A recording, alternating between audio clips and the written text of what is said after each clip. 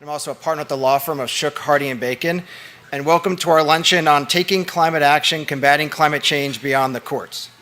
The Progressive Policy Institute, for those who are not familiar, was started in 1989, so 30 years old this year, and have been a catalyst for policy innovation focused on creating radically pragmatic ideas for moving America forward. Our goal is to bring people together across the partisan divide and the ideological spectrum to get things done and not be paralyzed by gridlock. Our many mold-breaking ideas have made it into public policy and into the law. And we are continuing to develop fresh ideas for stimulating the US economic innovation while staying true to our progressive core. Energy and climate issues have been central to this mission. In fact, the first policy piece I did for PPI back in 2010 was on the first round of climate change litigation and why that litigation was not the answer at that point to the climate change issue. We're now in the second round of climate change litigation, and we get it. It's born out of frustration that not enough is being done in Washington on climate change.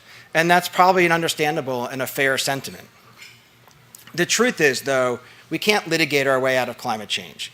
We need to innovate and collaborate if we want to get there.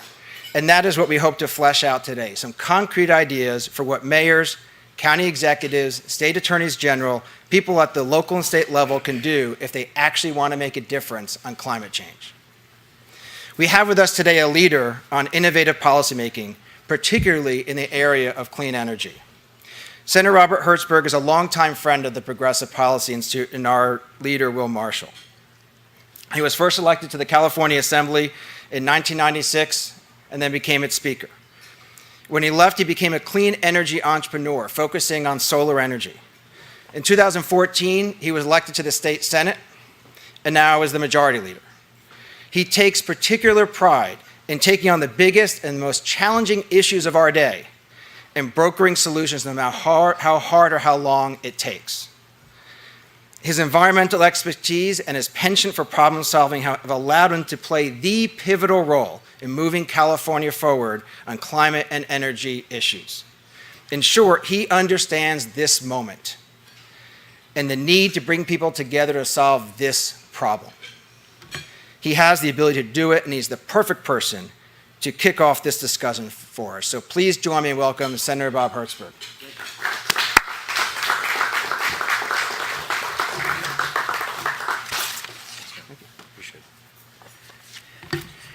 Yeah, I was here in 1989 when Will, what was the group he spun off of back in those days? What was it?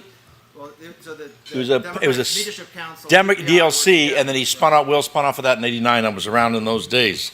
Been around a long time. And thanks everybody for allowing me to take a moment to talk to you. And I would like to give, you mentioned the idea of understanding the moment. I would suggest that when I made the crazy decision to come back to government after being gone for 12 years, it was in a significant portion of it was informed by environmental policy. Because, hey Chris, because what I did, I was speaker during the energy crisis. And I saw the law, I've been a lawyer for 40 years, and I saw the law wrapped around the investor-owned utilities and the monopolistic behavior that informed our thinking about how do we deliver energy. It wasn't wrong, it worked, it was reliable and the like, and it met a lot of challenges. And as we began to start looking at alternatives, it became very, very difficult to do. So when I left the government, I focused like crazy on energy policy. I took a company public in South LA and Martin Luther King Boulevard and Alameda, and in the UK. I started another company after that company went public in Cardiff, Wales. Traveled the world, had offices in Sri Lanka for solar companies, London for electric car companies, wind in the UK and Spain and France, manufacturing of issues related to this stuff in China, and learned a lot about a lot of innovative things that were happening in the world. And what I saw was California, the truth be told, was informed by great PR and a great brand, but quite frankly, doing very little in the scheme of things. I remember I looked between the years of 2006 and 2012 and saw that China, different politics, different dynamics, 92,000 megawatts of wind. California, total capacity about 70,000, all in, including peakers. In Germany, 38,000 megawatts of solar. Obviously, different issues with respect to the feed-in tariff, but significant movements forward. We had less than a half a gigawatt of solar power in California at that time. Things have changed to some extent, but there was a real delta between the BS factor and reality, right? We were great at the promote. Schnitzel did a great job with all those big meetings, my buddy, but it was very hard to make it happen.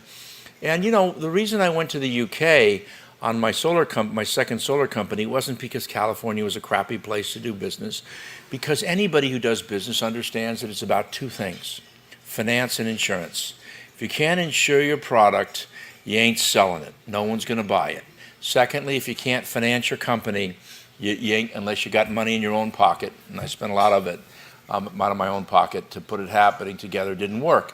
And the UK with the Alternative Investment Exchange was much, much better place to make that happen.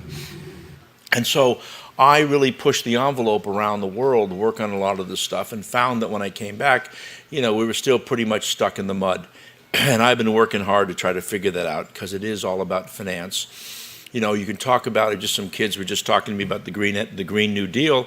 And at the end of the day, that's a great idea as long as it's financeable and or people will pay for it. I talked to my buddy at Kaufman and Broad, and he made all these greenhouses in Lancaster, only to find that when people came, they only cared about, do they have granite countertops, and what about this and what about that? There is an element that's important, and it is necessary, but it is not informed by the entire population. And what I always did was I focused on being both green and economically green. When people were at $1 a watt, I sold my new technology, which had no silicon in it, for $75 a watt to the MGM Grand Hotel in Las Vegas. And if you go there, all their windows are powered by my stuff that go up and down. They do that to keep the rooms cooler and stuff. And I got $75 a watt. It's not investing, on no disrespect to the people here that work interface with government, on more GR people. I invested in more engineers to figure out how to make more money.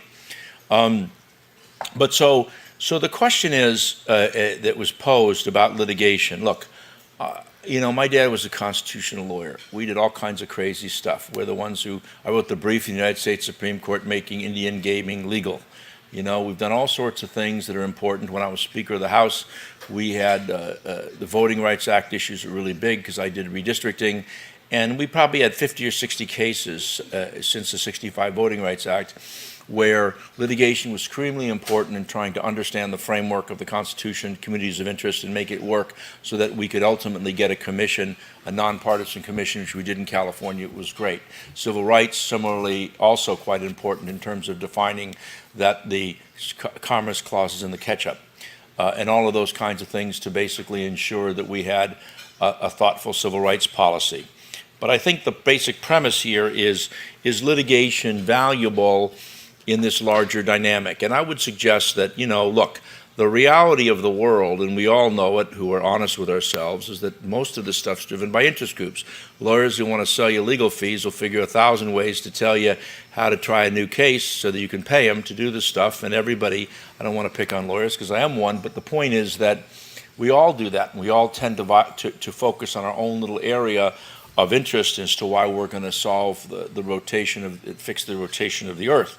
And also litigation has been used in California Environmental Quality Act cases for the neighbor who wants to stop the other project, or other interest groups that want to achieve their deliverable not to deal with the environment. And it has been scary and frustrating in the whole environmental climate change view. And I would suggest, when you analyze public policy, that environmental issues have a different tone and flavor.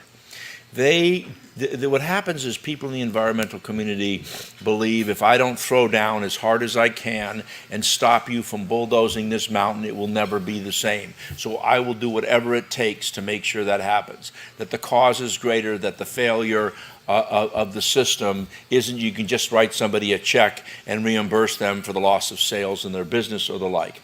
And so it's different. people are scared. They're more motivated. They're more informed by the importance of their values. And so when you look at this stuff and you see what's been happening with the federal level, the fear is extraordinary and informs just an unbelievable level of angst. And so whether you're going to use clubs or hatchets or anything they used on the Game of Thrones, or you're going to use the courtroom or whatever it takes, I'm throwing down to stop the stuff.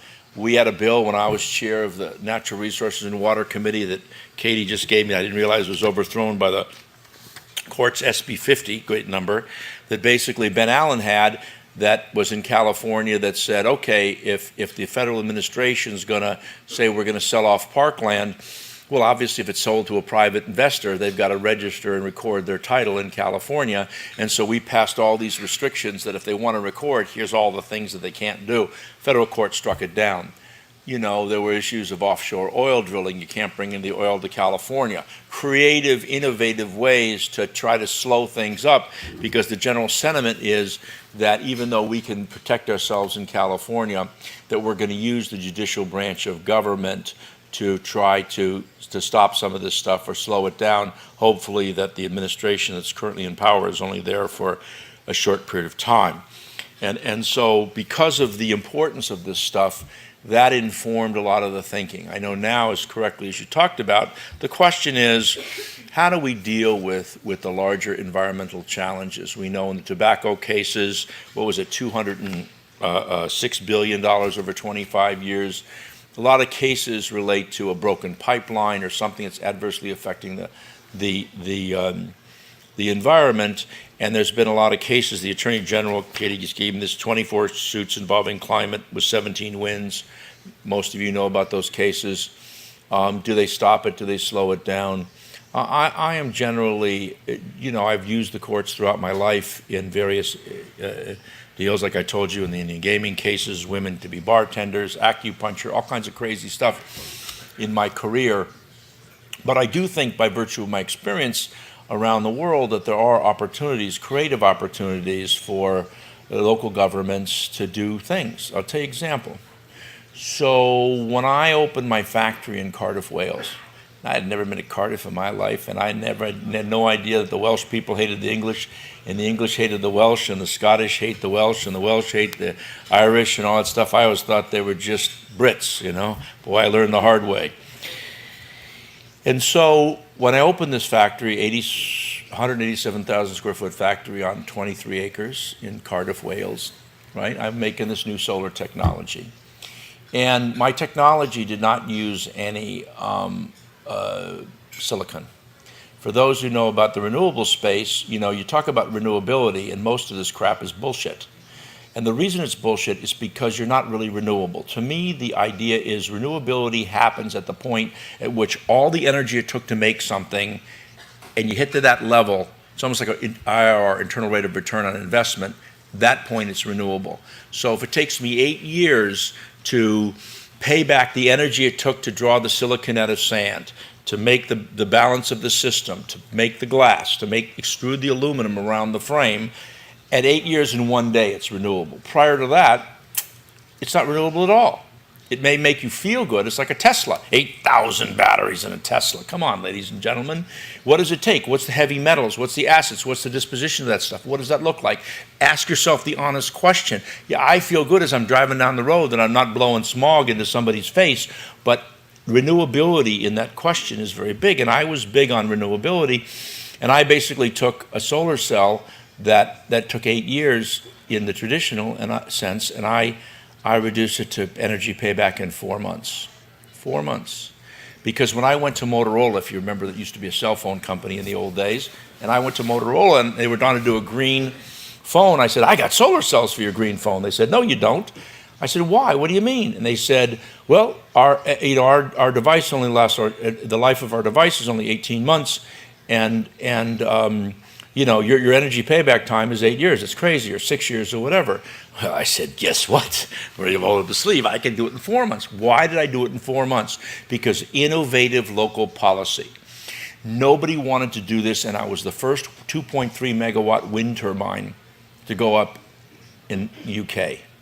And I made solar from wind.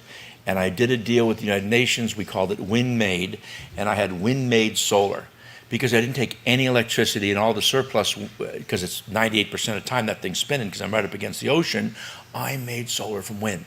And the only reason I was able to do that is because we blew out every rule locally, and we were able to persuade the local leaders to do something different, you know, and change that marketing, change that whole world, allow me to go to MGM Grand and sell the way we sold, to be able to do stuff differently.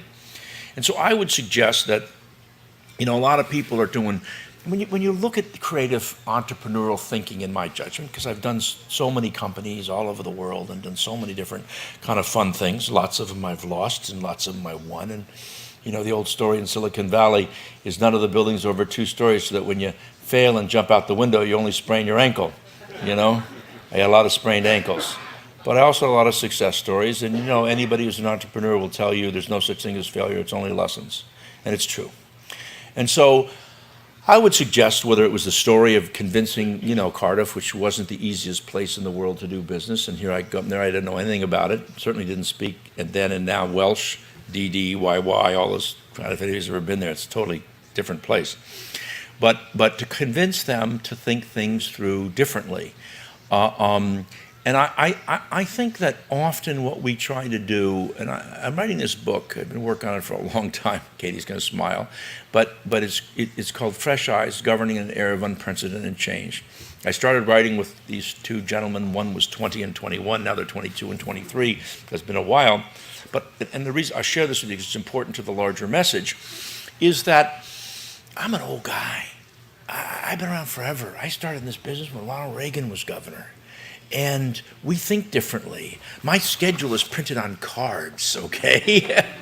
Right? We think differently. And these young kids who are 20 and 21, now 22, 23, see the world in a whole different way about how they schedule things and do things and all that stuff.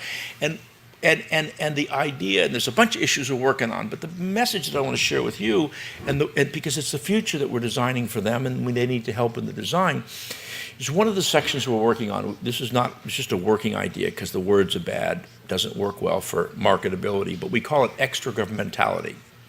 The idea that these kids don't wait around for government, that government is too slow and too yesterday, and I want to fix a problem and solve it, and I'm not going to wait for your process.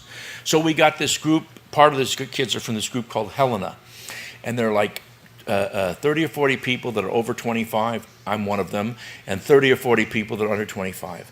And these kids are inventing the world. One kid like $100 million for this thing to clean up the ocean and raise money, and got money from Microsoft and stuff. And all of these great things that they're doing outside of the government. So my point is that part of that creativity, particularly in the environmental space, is informed, in addition to creative thinking at the local level of government, is to, you know, I grew up at a time when Jack Kennedy talked about the moon and talked about the Peace Corps. Who cares what the methodology is, as long as it's honest and honorable? And if these kids who look at government being too slow, part of what happens is we want government to be deliberative, we want government to be inclusive. Well, the more deliberative, the more inclusive, the longer it takes. And go talk to people at Amazon when you order stuff or you want to get stuff done. The next generation is informed by speed, unprecedented change. So the part of that innovation isn't just in the form of going to a county government or city government to get them to do stuff, but part of that thinking is to respect and invite in these young kids to be inventive and creative, to create, you know, I just left 4th graders from Oakwood School in my district, and half these kids are talking about creative ideas for the environment. We were just at the convention this weekend of people from our party. The biggest issue they care about is the environment. So the idea is to capture that energy, to capture it in a way where, if I was the mayor of a local city, to put together a bunch of these entrepreneur kids and fund some incubator stuff and put some noise behind it. To focus, we always in government never want to focus on one company because we say we don't make choices. Make choices. You got to make choices. The people in Cardiff, Wales, the first minister there at the time, made a choice. He backed me. I bought the building from him. I first leased it, and then I bought it from the local Welsh development agency. Make choices, and in order to do that stuff, and don't sit back and make these broad cockamamie policies where you're trying to, you know, be the whatever New Deal or this thing or that thing. just old school. It's the old Japanese story of when they went to Africa, America would set up a whole big USAID plan and about how to fish and do manuals and do this and do that. Japanese would just send an old-time fishermen into the community, and they'd watch how many fish they'd catch, and they would teach the story. I think that the philosophy of coming in with these great, big, gigantic plans is a mistake. I think you should be informed by the entrepreneurial energy and vision of what we see. Take advantage of the next generation and don't think about government. Who cares who solves the problem? Who cares? You saw the other day at Morehouse College, a gentleman stood up at the I've been trying to work on this for a couple of years in California, who stood up and said, okay, I'm paying off everybody's student loan. It cost me $40 million. Who cares? I got the dough, right? He just solved a damn problem. There was no government program. There was no regulations and all this stuff. He just made a decision. We got how many people in the United States or signed that pledge from the billionaire pledge and stuff? There's a lot of opportunities to incentivize those folks to engage, and I think that I'm optimistic about it. It's hard to be in government. I'm not suggesting it isn't, and you got to put up a lot of BS, and the powers of the status quo are challenging. And the last thing I would suggest for the companies that are represented in the room,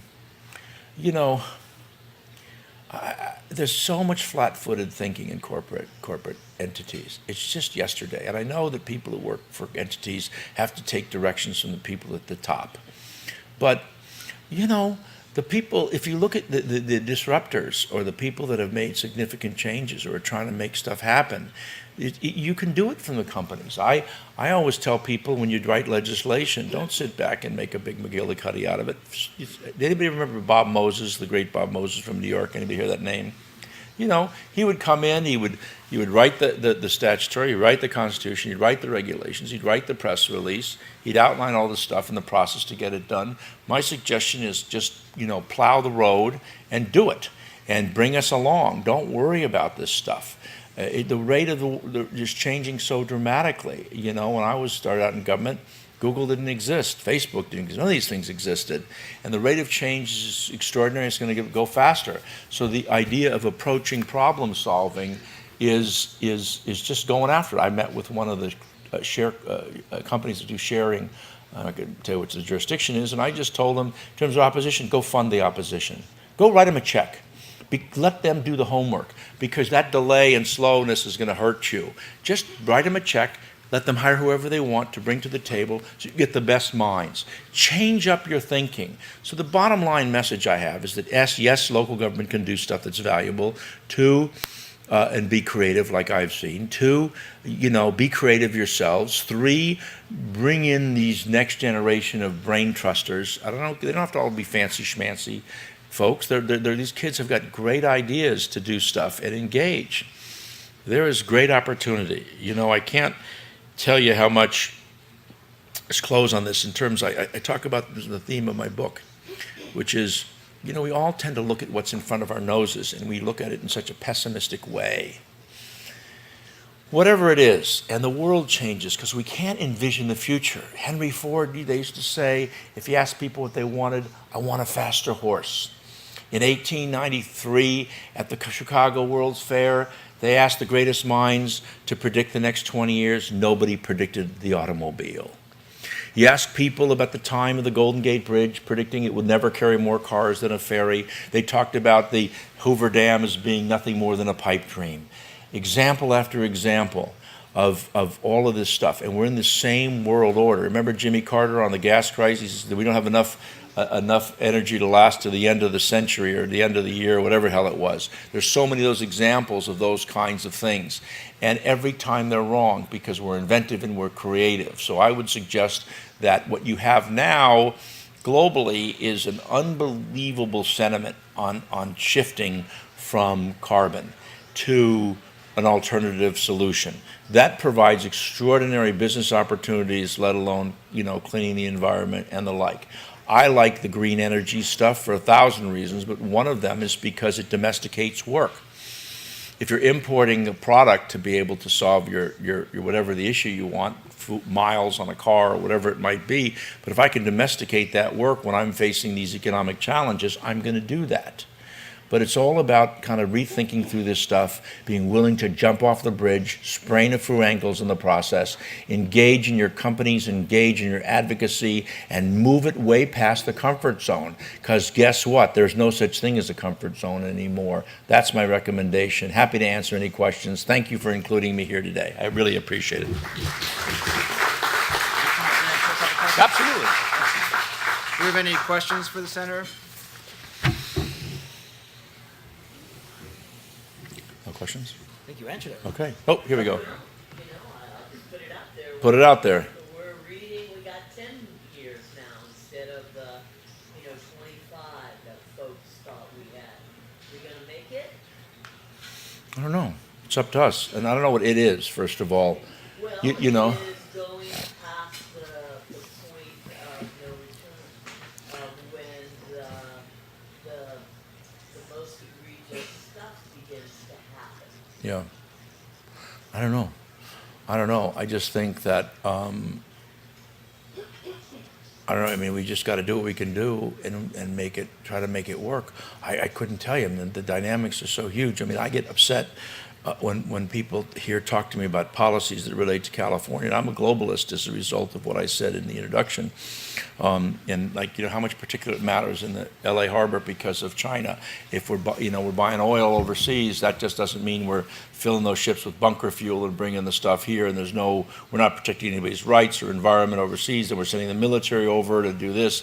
We're not analyzing the world properly because we look at it in these artificial lines that human beings draw in the air, and we call them jurisdictions over which we have authority, kind of like the Game of Thrones in a sense, and the Seven Kingdoms or whatever it is. And so, but there is a significant shift. I do think that what I said, I mean, I'm not trying to be cynical, I just don't know, but I do think that the next generation is really focused on this stuff at 1,000 levels. Can that be enough? I don't know. We've just got to push as hard as we can, shift as hard as we can to make it work. There's issues. Ernie Moniz is talking about, carbon capture on natural gas. We make assumptions about that. They're talking about blending in. I was in Switzerland of natural gas with hydrogen and renewable natural gas, so that how do you be able to get there quicker? A lot of these things where we're just assuming are one thing versus another, I think technology is going to fundamentally change that. So I guess the bottom line is I think that you'll see in the next 5 years extraordinary shifts in technology that will help us pretty dramatically. Carbon coming out of the air, which I saw overseas, and I think it was in Switzerland. I've seen a couple different places, but all kinds of things that'll speed up the place where the market signals will allow to be able to support that. And I think you're going to see more and more government dollars supporting the stuff. And I think there's just not that many people anymore that are climate deniers. And there's more and more economic infrastructure in place to be able to convert it. Because the bottom line about renewability that's so interesting is that your feedstock is free, basically. Right? Your sun's free, your air's free, or whatever it may be. It's your capital costs initially that cost money. Look what solar used to cost 20 years ago. My first solar company was in 1984. You know what that looked like? Failure, because the costs were too high. But I gave it a shot, right? The point is that stuff's changing, technology's changing. So I'm somewhat optimistic, but I don't know if we can get 10 years or not. No idea. Any other questions? Last question? Anybody? All right. Thanks, everybody. Thank you very much. Appreciate it. Thank you. I'm going to ask our panelists to come up while I introduce the next level of topics. Great. So the Senator obviously gave us a lot to think about and hopefully to talk about over the next half hour, 45 minutes or so. And what we're hoping to do now is have a conversation about areas with our experts here in areas of environmental and energy policy, areas of business and what innovation can achieve, and then areas of the law. As the Senator mentioned, we are in this historic shift right now in how we want to develop and use energy. And it is to prioritize greenhouse gas reductions in greater ways than we've ever seen in the past. And to be clear, this is a departure from where we were in the latter half of the 20th century. As people remember, and the senator mentioned the oil crisis in the 1970s, the primary goal in the 80s and the 90s was energy independence. And that's why you saw a spike in a lot of programming and a lot of public policies were to incentivize coal-fired power plants. And that's obviously, it sounds kind of weird to hear that in today's mind, but that's what it was then. Because there's a lot of factors that go into energy policy. It's affordability, it's accessibility, it's energy independence, and it's the environment. And so, also, as the senator said, at this point it is universally accepted in the business community, and including with the energy manufacturers, that climate change is a problem that needs to be addressed. And I know Jarrell is here with CMTA, believes that, and the people I work with often with the National Association of Manufacturers believe that. And Ross Eisenberg from NANDRC recently had an op-ed. It says, we're all in on climate change. We're all in on trying to find solutions. And so the debate that we're having now is really about what are we going to do? How are we going to get to solutions? How are we going to meet, whether it's a 10-year time frame, 20-year time frame, what have you. And also, as the senator said, innovation, and I think he talked about the dramatic shifts in technology that we're going to see, has to be at the core of all of that. It's innovation at the source level. Obviously, the shale revolution has been huge in GHG reductions. It's innovations and moving to renewables.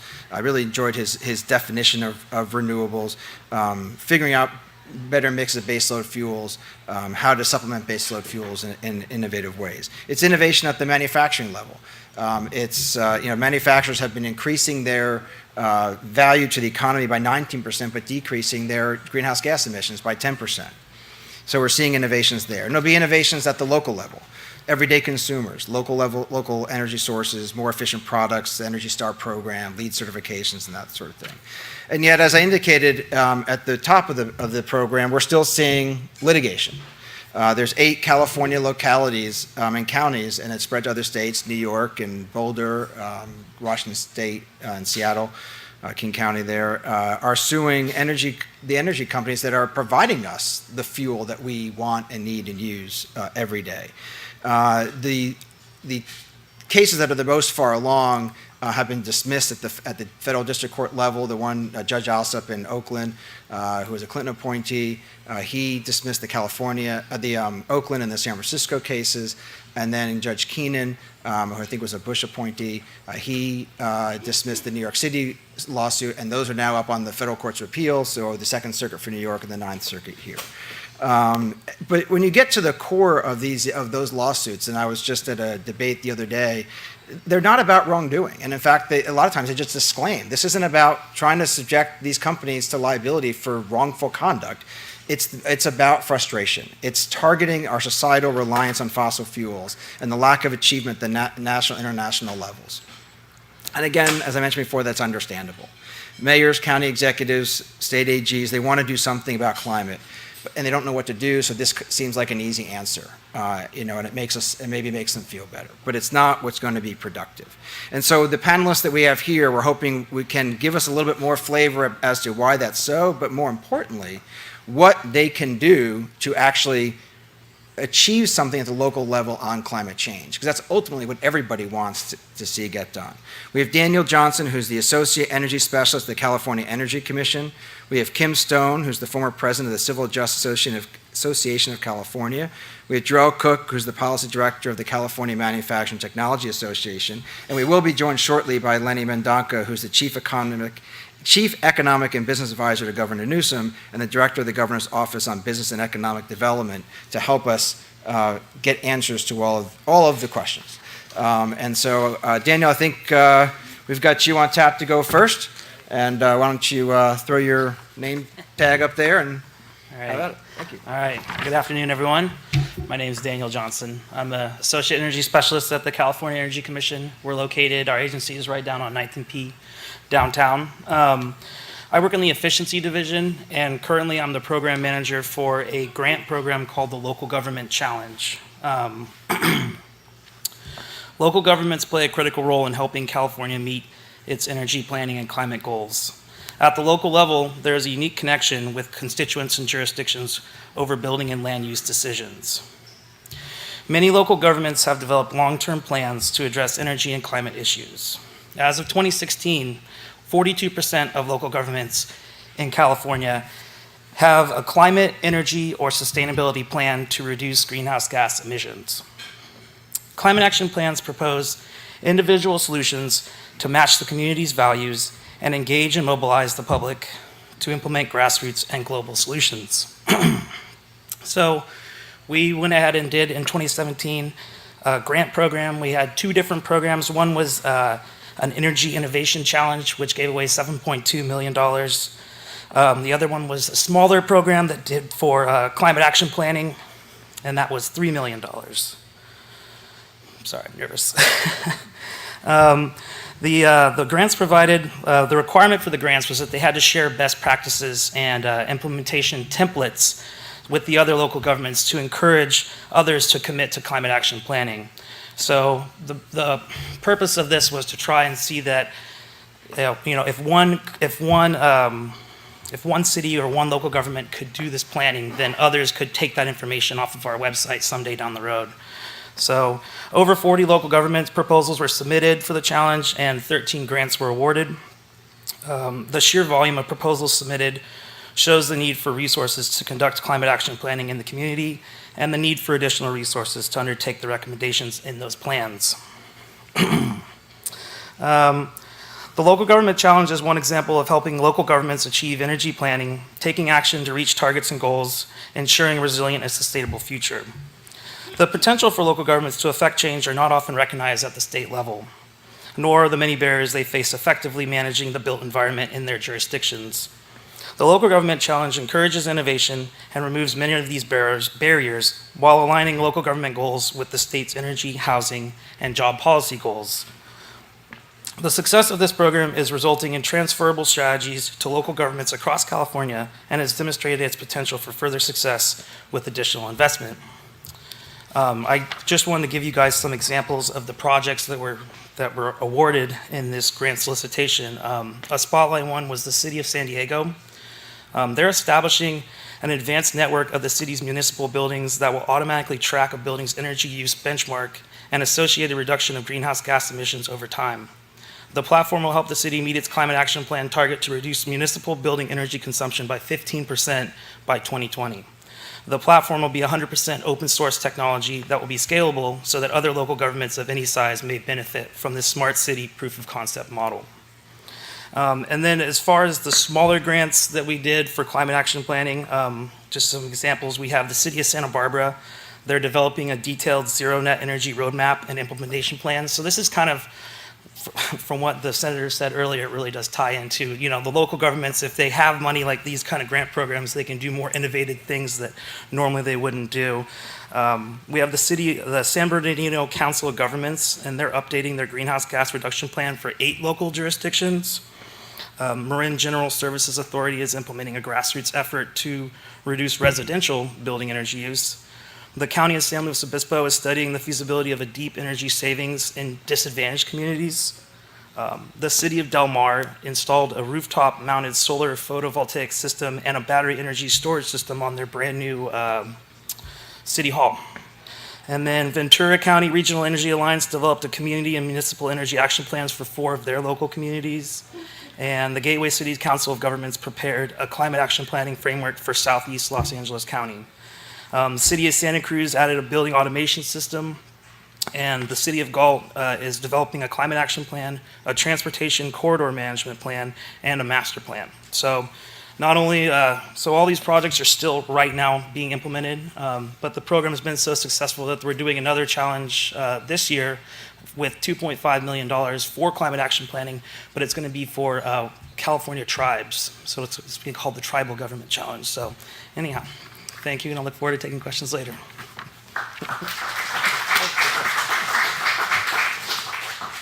Next up, we have Kim Stone. I don't know, Kim, if you want to come up here, if you want to stay where you are. Either one. This is fine. Great. My name is Kim Stone, and I'm not really a climate change expert, but I'm more of a litigation and lawsuit expert. I'm a former lobbyist and former president of the Civil Justice Association of California, whose mission is to reduce unjustified excessive litigation that drives up the cost of goods and services for all Californians. Now I'm a contract lobbyist. I am a citizen and a mother and a parent, and agree that climate change is probably the most pressing problem affecting our planet. I want my children and my future grandchildren, should I ever have them, to have an inhabitable, clean, vibrant planet. The effects of fossil fuel use on a global temperature rise are documented and well known and profound. Question is, what do we do about it? Of course, it's something that all of us as individuals care about, and that our elected leaders can and should make policy to help combat. My take is that while we absolutely can and should address global climate change, doing it through lawsuits against fossil fuel makers or through manufacturers is not the way to go, because those lawsuits are indirect, only get at part of the problem, and they have really high transaction costs. So let's look at a couple California examples of these lawsuits. So these lawsuits are generally brought as public nuisance lawsuits. Public nuisance is, they've explained it in something called the Restatement of Torts as, quote, an unreasonable interference with a right common to the general public. Like, it's the opposite of a public good. It's like a public bad, right? And sort of historically, public nuisance was like you spilled something in the town well, and none of us could then access the water. Or you blocked a bridge so that nobody else could cross over it. This is really different than what traditional tort law is, which is a vindication of a private right. You hit me with your car and injured me, so that's a private right. You injured me, I'm an individual. Then in California, we had the lawsuit that Santa Clara and other counties brought against the lead paint manufacturers, where they sued manufacturers of lead-based paint using a public nuisance theory, and at the trial court level won a $1.5 billion judgment. That was later reduced, but that judgment got people's attention, and we're like, oh shoot, we should try to get in on this, and really awoke lawyers to the power of public nuisance theory. And now it's being tested out as like a super tort that doesn't have to necessarily involve individual harm. And it doesn't have any of the limitations of traditional tort law. And so then, skipping ahead a little bit, California cities began to get in on this trend. And in 2017, a number of cities started suing energy companies for causing climate change. Started in San Mateo, Marin, and Imperial Beach, sued 37 fossil fuel companies for their role in causing sea level rise. Then Oakland and San Francisco sued the top 5 oil companies for the cost to those cities of addressing climate change. They asked for an abatement fund to pay for the infrastructure costs necessary to accommodate the sea level rise caused by global warming. Total amount unknown, but in the billions of dollars. Then Richmond also filed suit against 29 fossil fuel companies. The judge in the Oakland and San Francisco case ended up dismissing that case, and I just want to read a little bit of that order granting the motion to dismiss the complaint. So that lawsuit was thrown out, and I think that the judge's arguments in here explain better than I can why these lawsuits are not effective. The scope of plaintiff's theory is breathtaking. It would reach the sale of fossil fuels anywhere in the world, including all past and otherwise lawful sales where the seller knew that the combustion of fossil fuels contributed to the phenomenon of global warming. While these actions are brought against the first, second, fourth, fifth, sixth, and ninth largest producers of fossil fuels, anyone who supplied fossil fuels with knowledge of the problem would be liable. It is true that carbon dioxide released from fossil fuels has caused and will continue to cause global warming. But against this negative, we must weigh this positive. Our industrial revolution and the development of our modern world has literally been fueled by oil and coal. Without these fuels, virtually all of our monumental progress would have been impossible. All of us have benefited. Having reaped the benefit of that historic progress, would it really be fair to now ignore our own responsibility in the use of fossil fuels and place the blame for global warming on those who supplied what we demanded? Is it really fair, in light of those benefits, to say that the sale of fossil fuels was unreasonable? So my other argument is that lawsuits are indirect and only part of the problem. So yeah, the oil companies made the gas and the car companies made the cars, but we bought the gas and put it in our cars and drove to work today. And we have all continued to use these products on a regular basis. Lawsuits are also a really inefficient way to solve problems. They have incredibly high transaction costs. So in 2015, you may have read about the children's lawsuit started against the Obama administration and then got switched to, when the when President changed to President Trump. And their argument was that the lack of action on climate change will hurt us children and we can't even vote. We have a constitutional right to a clean environment. The US government has tried to have that case dismissed. Then the case was amended, interlocutory appeal, a stay, an appeal to the Supreme Court, and then have declined to hear it. So that's been 4 years with really kind of nothing to show for it. That lead paint case that I mentioned earlier, Santa Clara versus Atlantic Richfield, began in 26, was decided in 2010, appeal was denied in 2015, 11 years later it was over. Like these are, legislation is not speedy either, but this is particularly slow. Therefore, I believe that governmental action is a more appropriate remedy for dealing with climate change than individual or even group lawsuits on behalf of local governments. All of us have really contributed in part to the problem and have benefited from these developments, and so all of us need to be a part of the solution. Excellent. Well, thank you, Kim. That was great.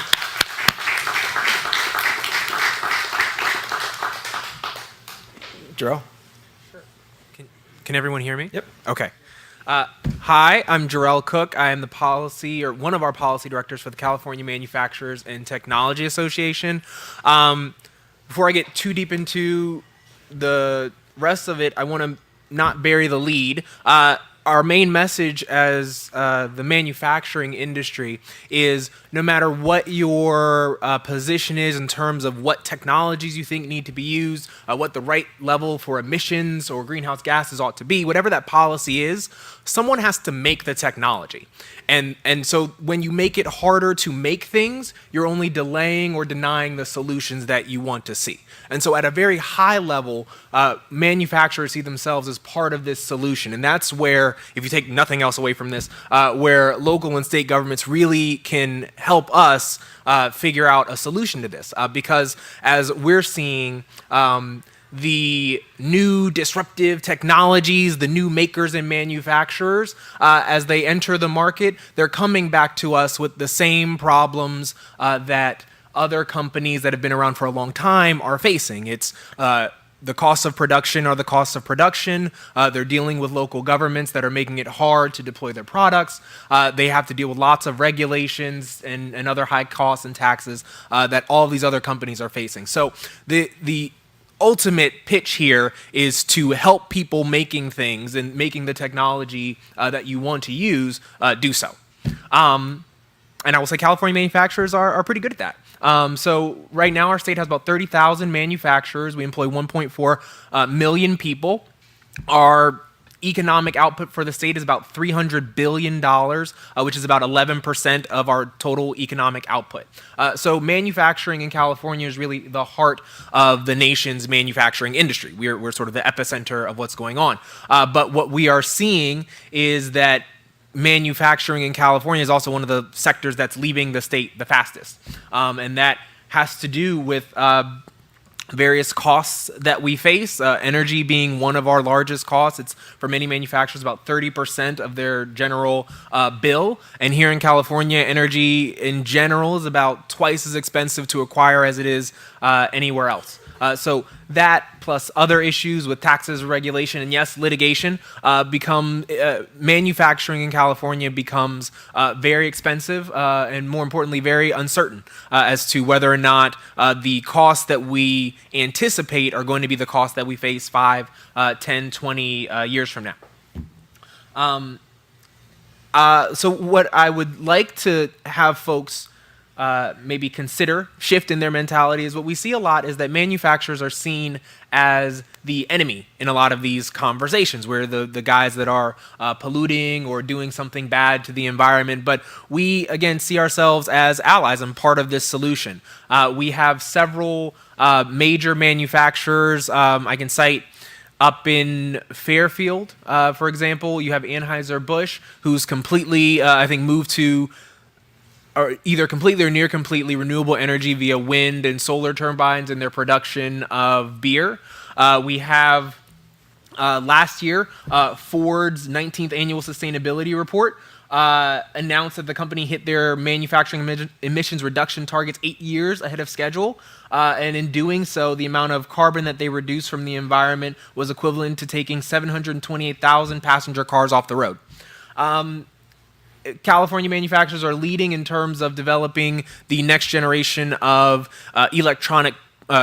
zero emissions public transit vehicles. We are leading in developing zero emissions consumer vehicles. In terms of developing the smart technologies that you're hearing about that enable smart cities, manufacturers are designing the sensors, the various equipment and technology that's making all that possible. So again, reiterating that we can't do this without manufacturers. So in general, the same policy that affects one manufacturing facility affects another. And so we all have very similar concerns.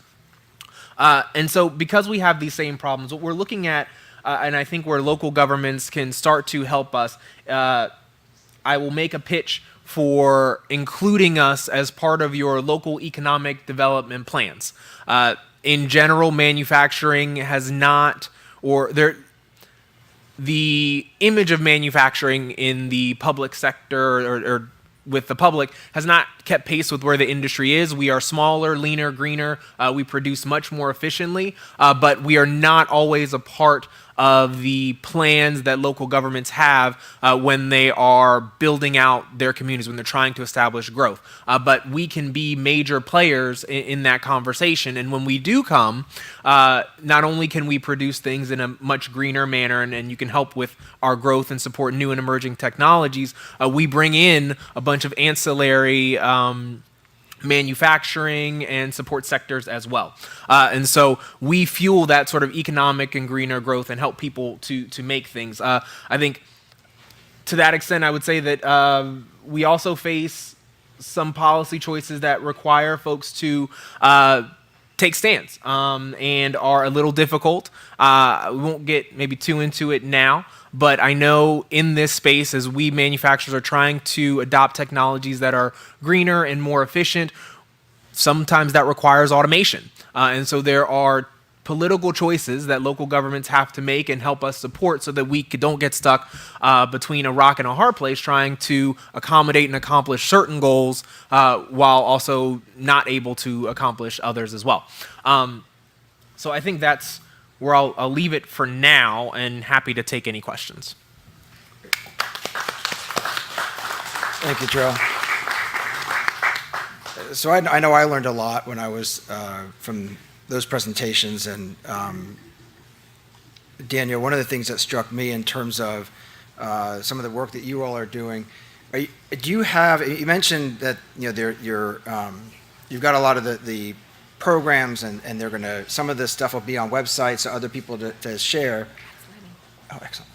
Do you have? Are you going to be able to put like sort of model plans, like climate action plans, on, and maybe you do, like on the website, that cities, whether it's in California, outside of California, that they can almost take as best practices from what from the grant programs you're all be able to put together? Sure. Can you hear me? Can you hear me? Yeah. Okay. Yes. So I guess the state of California just underwent a huge, they redid the website. And so we're going to have a brand new website this year.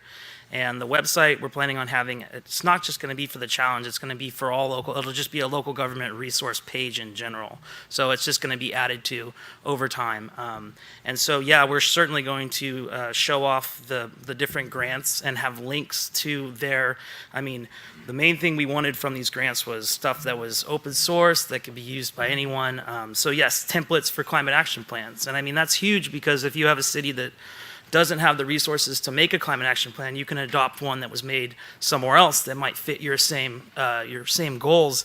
And that's a huge help because a lot of grants opportunities open up once you do have a climate action plan. Once you have a plan, that's sometimes a requirement for extra funding for grants. So yeah, we're hoping to have a full page, and it'll be accessible to anyone, and it'll show any of the tools or any of the reports or any of the things, and it'll just be a one-stop shop resource for local governments. So that's going to start this year, and I look forward to, I'm going to be the one making it. So Excellent. Well, I'm sure it'll be good then. We were just joined by Lenny Mendonca, who, as I mentioned before, is the Chief Economic and Business Advisor to Governor Newsom and Director of the Governor's Office of Business and Economic Development. Lenny, you want to catch your breath, or are you ready to jump right in? Why don't you keep going? I'll catch up and say something a little bit. How's that? Sure. Okay. So one of the other things that kind of jumped out, Jarrell, when you were talking was the idea of making things greener. It feels that if these lawsuits are successful, and kind of the issues that Kim kind of teased out in them, is it's going to make a lot of energy a lot more expensive. And as you said, we're seeing manufacturing leave California, and I think if that were to happen, they'd leave the United States and go places where maybe they're not as, maybe energy and emissions is not as clean, and products aren't going to be made as clean as they would be here. Can you talk about what you think the impact might be on climate change or on manufacturing if a lot of this manufacturing gets offshored to places that we can't make it greener and we can't make it cleaner? Sure.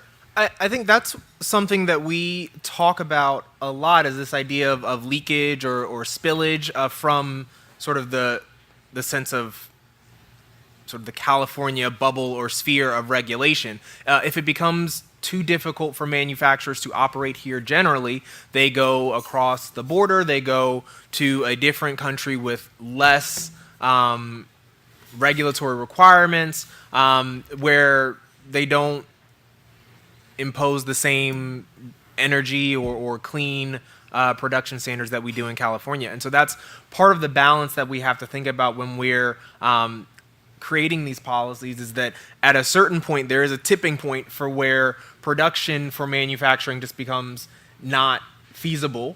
And at that point, manufacturers have to make a choice of where they're going to be, if they shut down their doors here or try to move elsewhere. We've seen that with several major California companies moving to Kentucky or other states where they aren't quite as green as California, and that has negative consequences, I think, for our climate reduction goals. Right.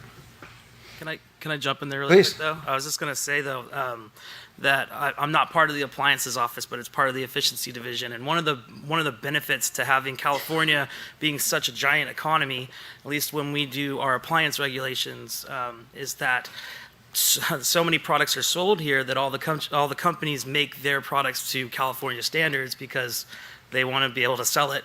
So pretty much whatever California sets for standards gets sold around the world, just because. So at least it's a little bit of a benefit to being such a large state, large economy. That's excellent. Len, you want to jump in? So, California has been and will continue to be a leader in trying to develop an economy that works for all Californians and sets a model for how we can ensure that we have an economy that is actually innovative and job creating. California's continued to do that. It produces some of the most exciting and interesting companies, new innovations, more than half of the venture capital in the country. It's a place where big ideas start. And many of those are companies that have an opportunity not just to create new industries here, but to create new global standards for what they're doing. And what we want, I think, is an economy where that's encouraged, that people can come, can innovate, can expand here. And that sometimes means that what companies do is that as they start here and expand not just nationally, but globally, they open up locations elsewhere to either have more access to customers, or as part of their supply chain or their manufacturing process, it makes sense for some of those activities to be happening outside the state.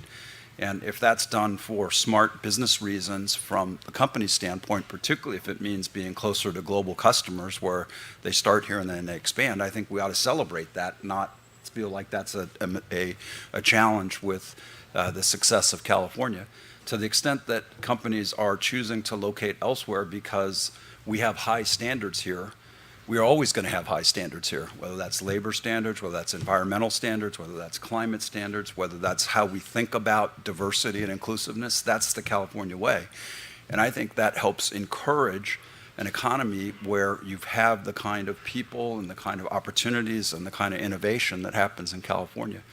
And I think we also have to recognize that if we're going to do this in a way that is inclusive and works for everyone in the state, broadly across the state, not just on the coasts, we have to have places in the state that it's really attractive to build and grow businesses of different types.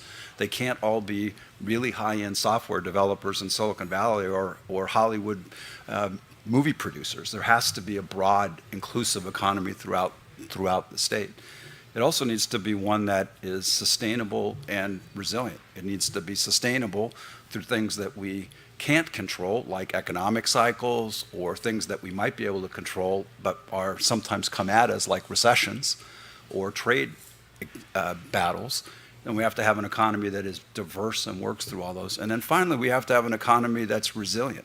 It's going to have to be resilient through those cycles, and it's going to have to be resilient through climate change that is on us right now. So we are in emergency preparedness week this week, because we all need to be prepared for the inevitable sets of consequences of the environment in which we're operating. Each of the last 2 years were the last fire seasons ever, and there's no likelihood, in my view, that that's going to get real better very quickly. And so we all need to be prepared for those and build an economy where we're trying to be inclusive, sustainable, and resilient through all of those periods. And then what happens is sometimes you get huge successes. California, out of nowhere in the last handful of years now, has its 8th largest export is electric vehicles. That industry didn't exist very long ago. And if you look at the ecosystem around that, there's a big portion of that was developed and are manufacturing exports from the state of California. And we need to ensure that we create an environment where those kinds of ecosystems that are creating a more energy efficient and more resilient and sustainable economy are industries that start and grow in California. Great. In your work with the governor's office, are you, as you work with other states or even internationally, when climate issues come up, how do you see how we're positioning in California versus other states, and how does that affect competitiveness and ultimately trying to drive the better climate solution?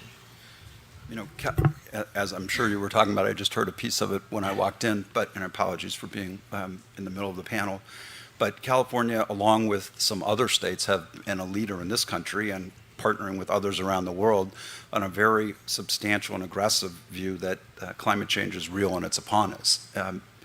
It's part of why Governor Brown was so aggressive in trying to create international collaborations and multi-state collaborations to help drive a much more thoughtful and forward-looking view, and we're seeing an increased interest in that. I mean, the amount of interest from other states who want to be part of solutions that create that more kind of sustainable, resilient economy that I described are looking to partner with California. Other countries around the world, no matter what happens in Washington, D.C., continue to be interested in having discussions and partnering with the state of California. Some of those things are easier to do than others. Obviously, establishing sets of product standards and other things are more doable than international trade regimes, which are set at the transnational level. But this governor very early on said that California wants to sustain and enhance its position as a global leader, and we had our first interagency meeting last week of agency secretaries to talk about the different pieces across state government that are engaged internationally. And given the recent tradition through the last 2 governors, a major component of that has been energy efficiency, the clean economy, and climate change. And we will continue to engage in those issues in a way that I suspect will even be more interest going forward. But it's not just those issues. There are other issues of trade and investment and our educational connectivity, given the interaction with the university systems. And then finally, a major issue on trade and tourism. That's a big part of California's international footprint as well. Kim, one of the things that you had mentioned, which at the end of your talk, this is really an issue that we're all kind of in this, right? We're all using the energy products. We're all trying to figure out how to make this shift to cleaner fuels. Yeah, see, what strikes me about the litigation is you were talking about, I think, whether they're naming six, I think the California and Oakland cases named six energy companies. Boulder tries to blame it only on two. Some of the previous cases, maybe a few dozen. How does that, sort of trying to single out, the individual companies or sectors that you as a plaintiff or a city want to blame for that litigation? How does that really affect the ability of all of us to kind of drive this together and be part of the solution? Well, I think you can see the attractiveness of that to local governments, because then you can get money from a business rather than your own taxpayers, right? And so it's not a career enhancing move, even for Democrats, to be like, oh, we have a big problem that's going to cost a lot of money.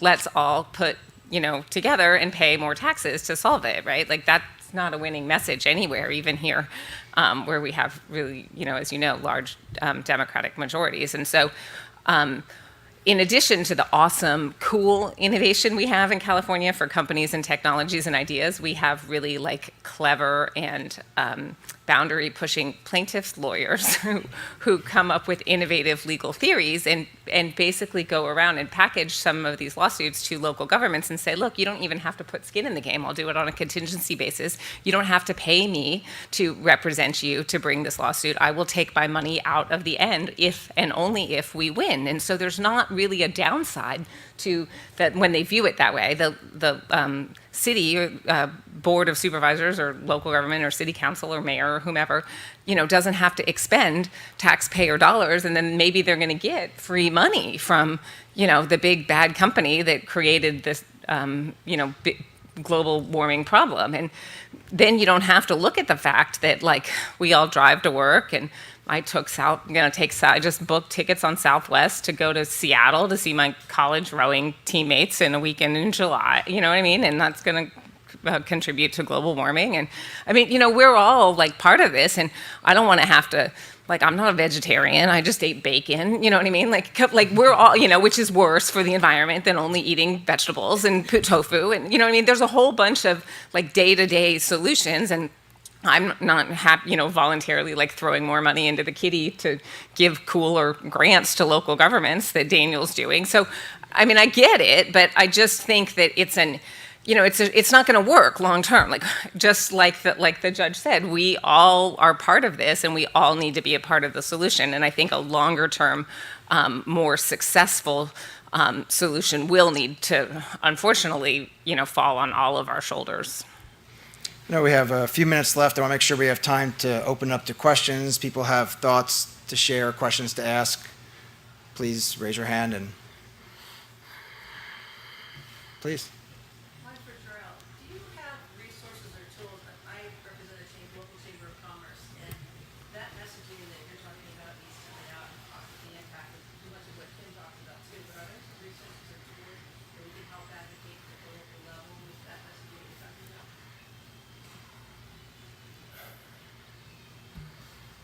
So we're always a resource. We're happy to talk to folks. Helping us articulate this because you can't do everything everywhere. So. Yeah, I think so some cities have been, and San Francisco is actually a really good example of this, has been good about elevating their local sort of makers, and developing those incubator spaces where you have maybe a local economic development official meeting with local entrepreneurs and manufacturers, helping to bridge those partnerships with maybe a local school or workforce development board. So there are models out there that I think are pretty good, and I can sort of follow up and get you a list. But I would say that it is not. It's not systemic. It's not widespread. There isn't at the sort of institutional level. We can do a lot more to pick out the successful models that we have, because we do have several successful models in our state, and use those as models to sort of transplant throughout. I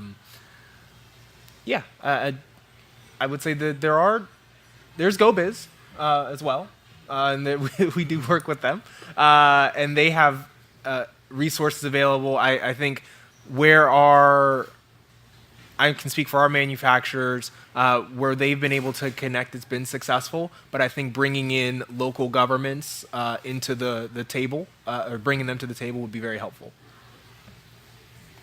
Any other questions?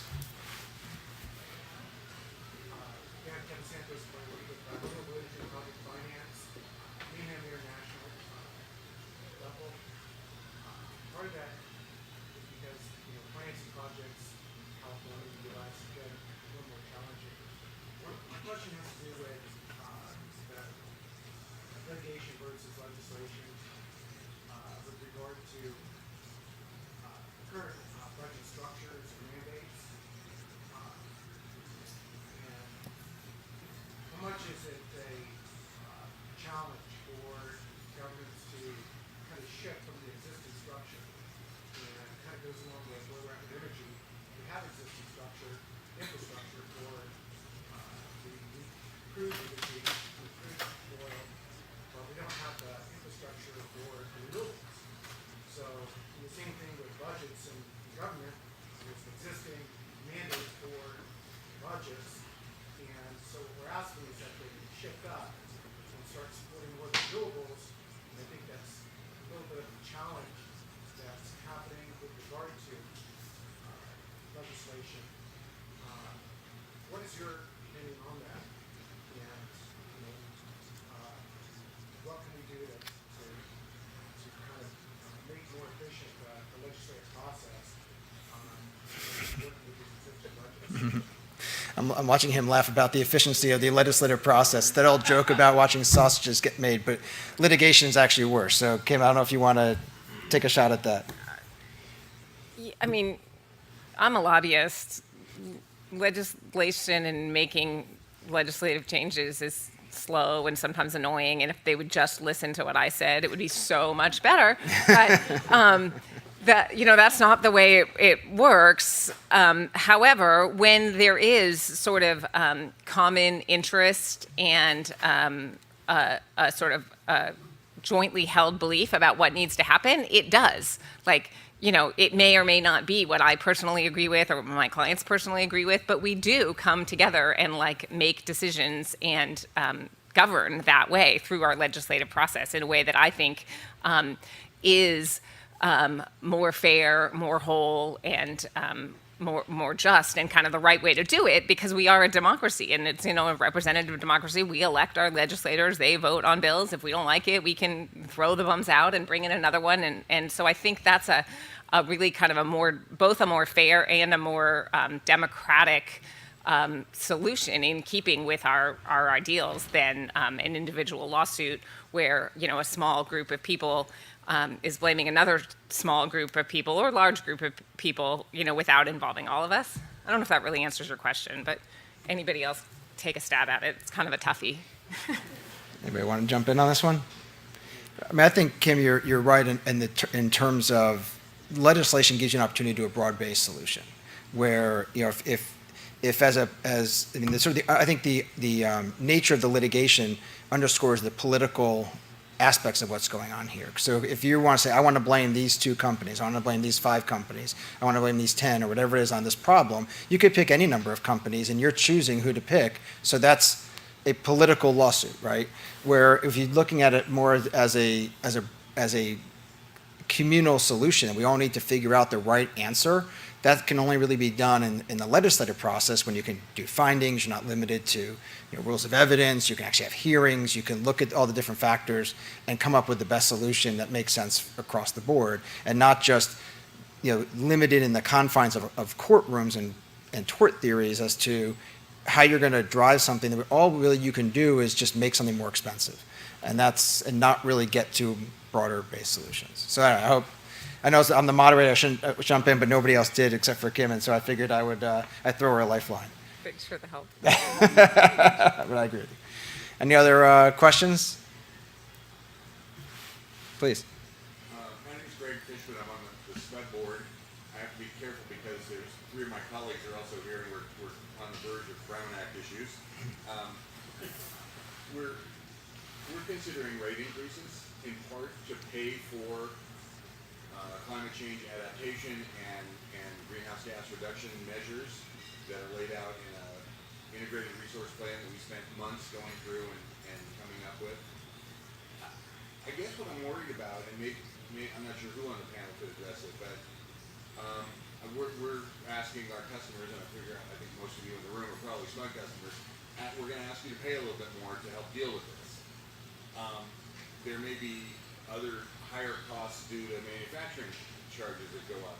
There may be litigation expenses that filter out one way or another.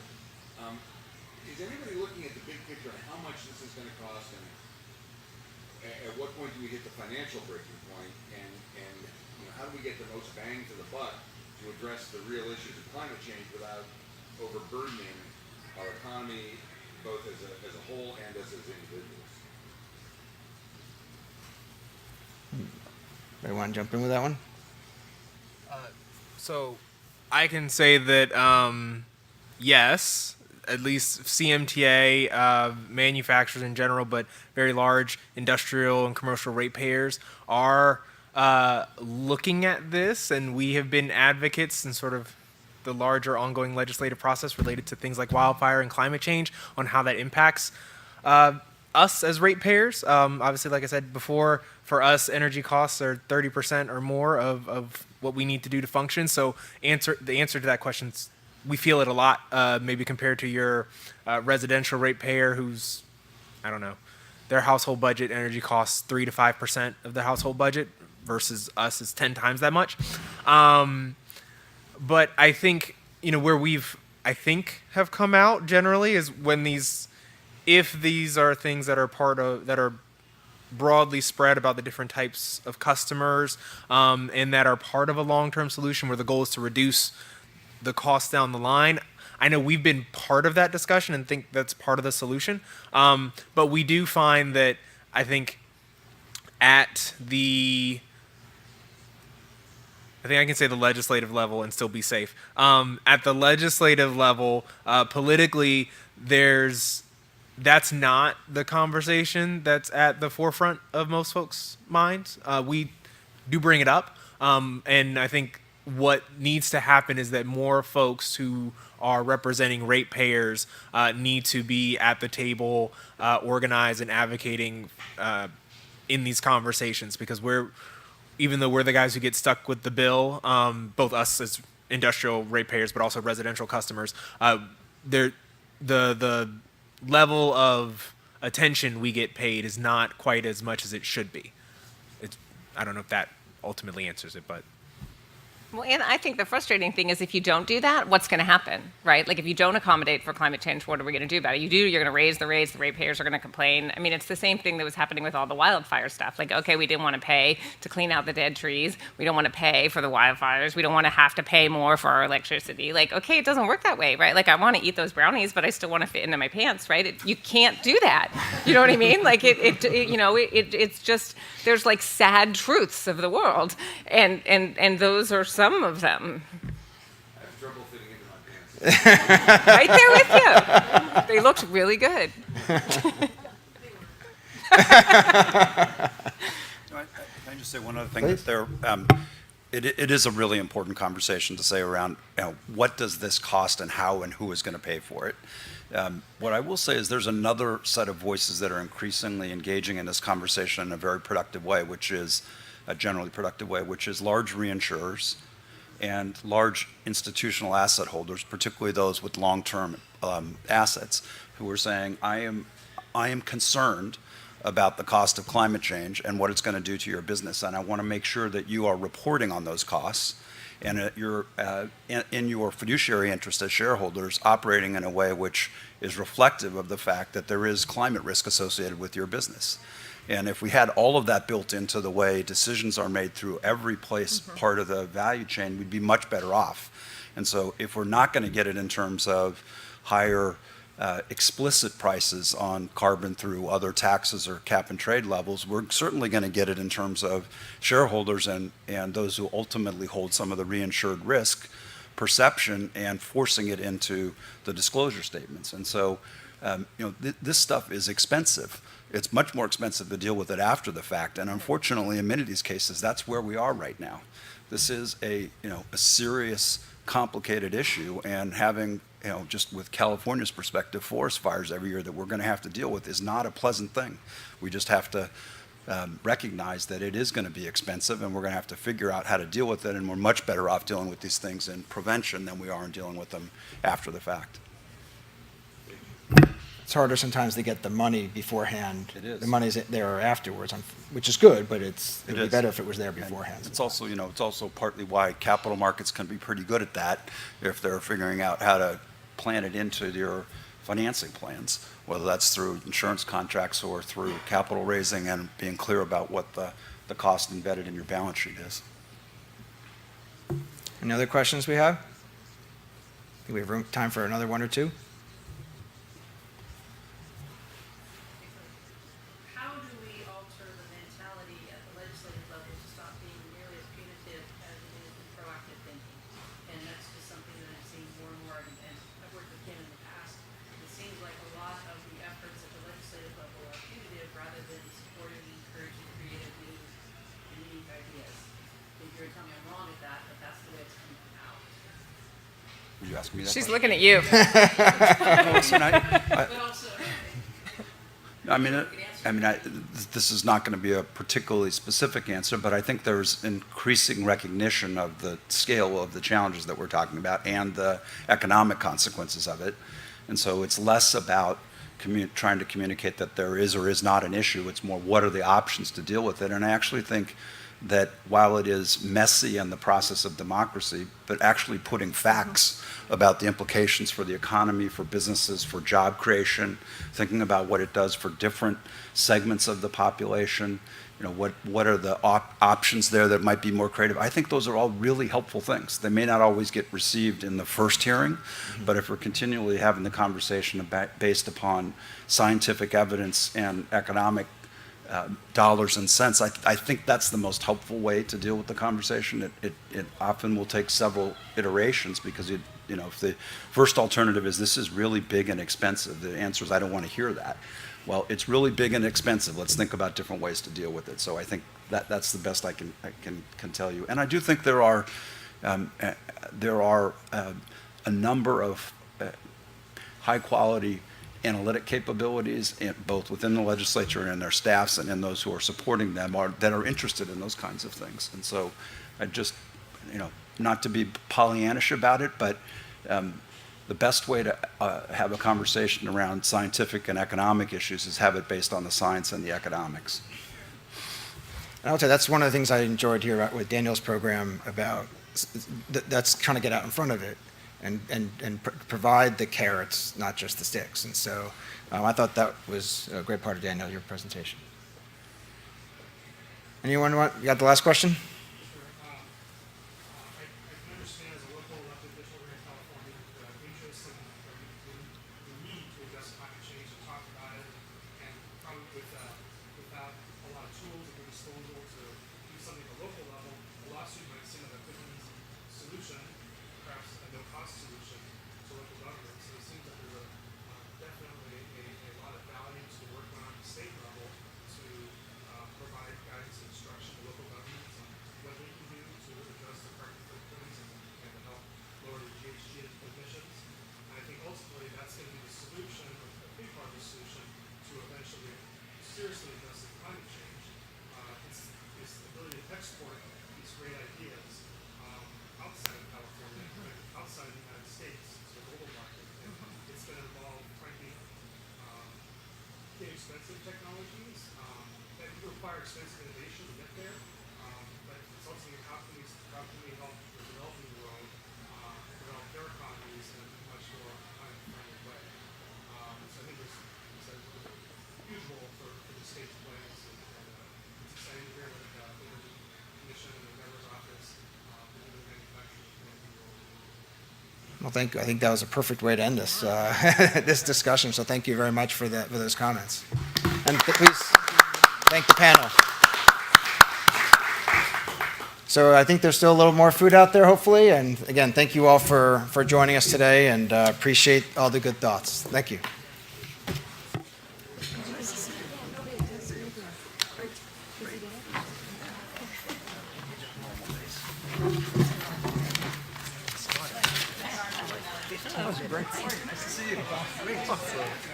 Well, good job, Phil.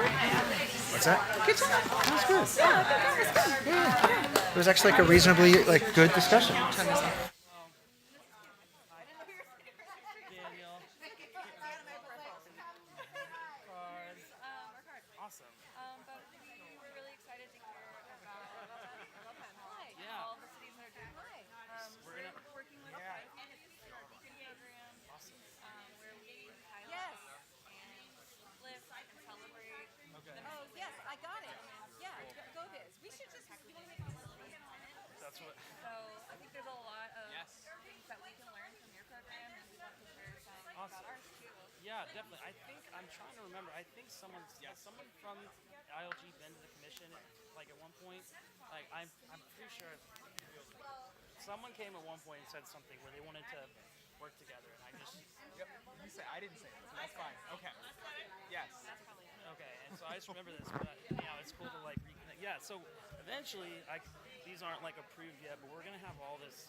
We're gonna have this resource page that I'm working on. So it's like, so hopefully once we get our thing going, and maybe they can like work together as far as whatever resources you guys have.